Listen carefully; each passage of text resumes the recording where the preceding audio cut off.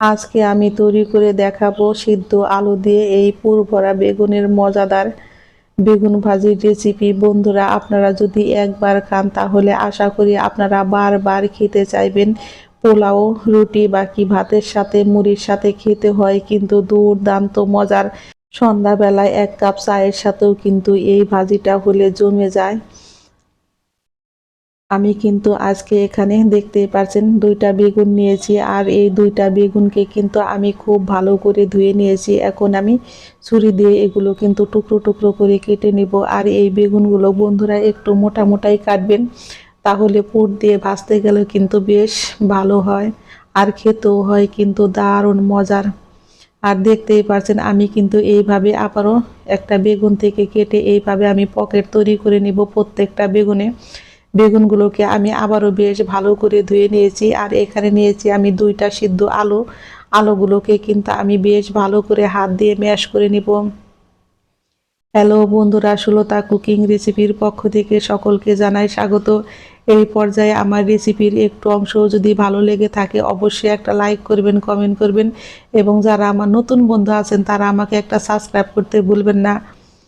আমি এখন দিয়ে দিব এর মধ্যে 1 চা চামচ পরিমাণে লবণ, আর দিয়ে দিব আমি দুইটা কাঁচামরিচ কুচি, বড় সাইজের একটা পেঁয়াজ কুচি। এখন সমস্ত উপকরণ দিয়ে আলুটাকে কিন্তু বেশ ভালো করে আমি মেখে নিব। এখন আমি এর মধ্যে দিয়ে দিব 1 চা চামচ পরিমাণে জিরার গুঁড়ো আর 1/2 চা চামচ পরিমাণে গরম মশলার গুঁড়ো। এখন সমস্ত কিছু দিয়ে কিন্তু আমি আলুটাকে আবারও বেশ ভালো করে মেখে নিয়েছি। পুরটা কিন্তু আমার রেডি হয়ে গেছে, আমি রেখে দিব এক সাইডে। আমি আবার একটা মিক্সিং বোল নিয়েছি, এতে দিয়েছি আমি 1/2 চামচ পরিমাণে লবণ, হলুদের গুঁড়া, মরিচের গুঁড়া, একটু জিরার গুঁড়া, আর দিয়েছি 1/2 চামচ পরিমাণে চিনি, অল্প পরিমাণে একটু ভিনেগার।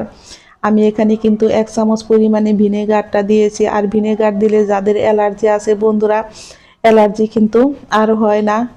আর বেগুনটাও কিন্তু নরম হয়ে যায়, খেতেও কিন্তু বেশ মজারই লাগে। মশলা দিয়ে বেগুনগুলোকে কিন্তু আমি বেশ ভালো করে এইভাবে মেখে নিয়েছি। এখন আমি এর মধ্যে দিয়ে দিব 1 বাটি পরিমাণে চালের গুঁড়ো, আর দিয়ে দিব আমি 1/2 বাটি পরিমাণে ময়দা।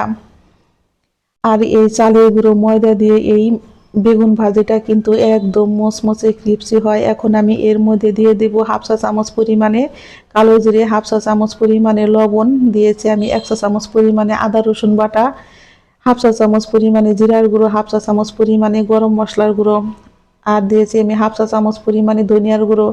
এখন সমস্ত উপকরণ দিয়ে কিন্তু আমি এটাকে বেশ ভালো করে একটু হ্যান্ড মিক্সার দিয়ে মিশিয়ে নিব। আর অল্প পরিমাণে জল দিয়ে আমি কিন্তু এই ডোটা তৈরি করে নিব।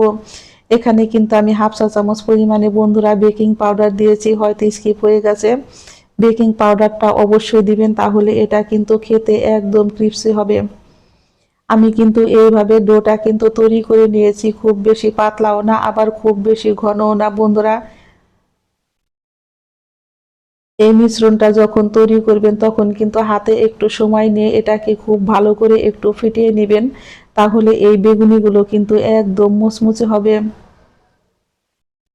আমি এখন বেগুনগুলো দিয়ে কিন্তু এইভাবে খুব সুন্দর করে পুরগুলো ভরে নেব।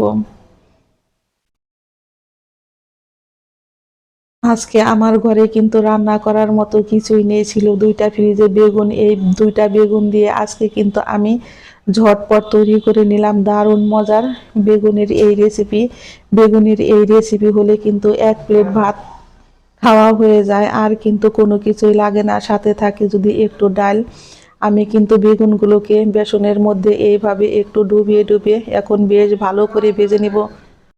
বন্ধুরা, আমি চুলায় কিন্তু তেল বসিয়ে দিয়েছি, আর তেলটা আমার গরম হয়েছে। এইভাবে আমি বেগুনগুলো দিয়ে কিন্তু ভেজে নিব। বন্ধুরা, আপনাদের কাছে আমি ক্ষমা চেয়ে নিচ্ছি, কারণ বেগুন ভাজির প্রথম স্টেপটা আমার একটু স্কিপ হয়ে গেছে। সেই জন্য সকলে আমাকে বন্ধু হিসাবে একটু ক্ষমা করে দিবেন।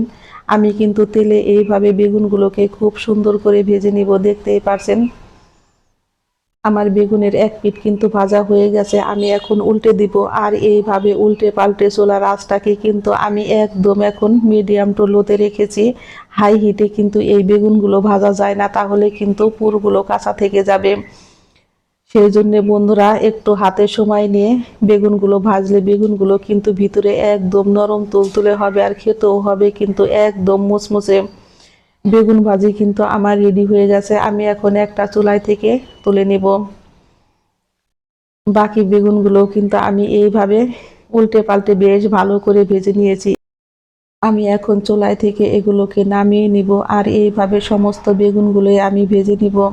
বেগুন ভাজি করার পরে দেখুন বন্ধুরা কতটা পরিমাণে সুন্দর হয়েছে। এই রকম ভাবে বেগুন ভাজি করলে আপনারা কিন্তু পরিবারের সকলের মন জয় করে নিতে পারবেন। আবার যখন আমরা পোলাও রান্না করি বাকি সাদা ভাত মুড়ির সাথে এগুলো খেতেও হয় কিন্তু দুর্দান্ত মজার। ঝটপট তৈরি হয়ে গেল আমার সিদ্ধ আলু দিয়ে পুর ভরা এই বেগুন ভাজির রেসিপি। বন্ধুরা, আমার এই ভিডিওটি ভালো লেগে থাকলে অবশ্যই একটা লাইক, কমেন্ট এবং একটা সাবস্ক্রাইব করতে ভুলবেন না। সবাই ভালো থাকবেন, সুস্থ থাকবেন। ধন্যবাদ সকলকে। আমি আবারও ফিরবো নতুন নতুন কোনো রান্নার রেসিপি নিয়ে। আর এই বেগুন ভাজিটা খেতে হয়েছে বন্ধুরা সেই স্বাদ, দারুণ মজার।